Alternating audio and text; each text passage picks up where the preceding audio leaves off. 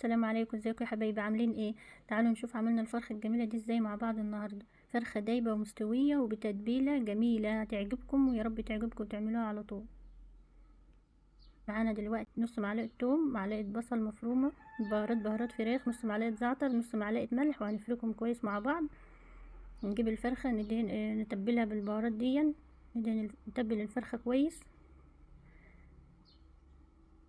السكينه نغرز الفرخه عشان التتبيله تدخل جوه الفرخه وجوه الانسجه بتاعه الفرخه. دخلي التتبيله في كل حته في الفرخه وتحت الجلد، ومن تتبيل الفرخه كويس عشان تشرب من التتبيله. دلوقتي هنشوف هنحشي الفرخه بايه. نجيب الكبده نقطعها مكعبات.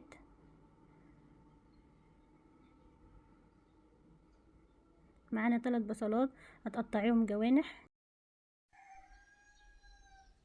معايا قرن فلفل احمر هنقطعه مكعبات صغيره. معايا قرن شطه اخضر هنقطعه مكعبات صغيره بنفس الطريقه.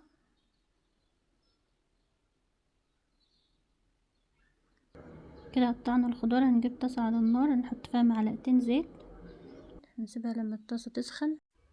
هننزل بالكبده، هتاخد صدمه ونقلبها لما لونها يغير. اول ما لونها يغير كده هننزل بالبهارات. نص معلقه زعتر، نص معلقه صغيره ملح، نص معلقه صغيره بهارات فراخ، نص معلقه صغيره سبع بهارات، نص معلقه صغيره فلفل اسود. وهنقلب. هنا بقى هتشم ريحه الكبده مع البهارات طالعه جميله. نقلب مع بعض تاني. ننزل بالبصل هنشوحه مع الكبده لما يدبل. اول ما البصل يدبل هننزل بالخضار الفلفل اللي احنا مقطعينه، وهنقلب الخضار مع البصل والكبده هياخدوا ريحه جميله مع بعض. هنسيبها تبرد. كده خلصنا ونسيبها تبرد. هنجيب الفرخه، نجيب الحشوه اللي احنا جهزناها مع بعض ونحشي بقى الفرخه. هنحشي الفرخه من جوه. تحط تحت الجلد، ما تكتريش تحت الجلد حشو عشان ما يفرقعش.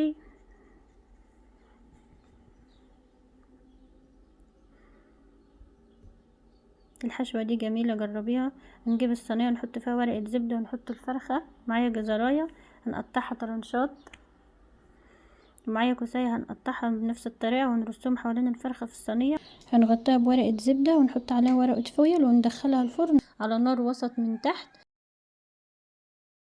بعد ما الفرخه تطلع نكون معانا معلقتين صلصه وعليهم معلقه زيت، نص معلقه زعتر، ونقلبهم كويس وندهن بهم وش الفرخه.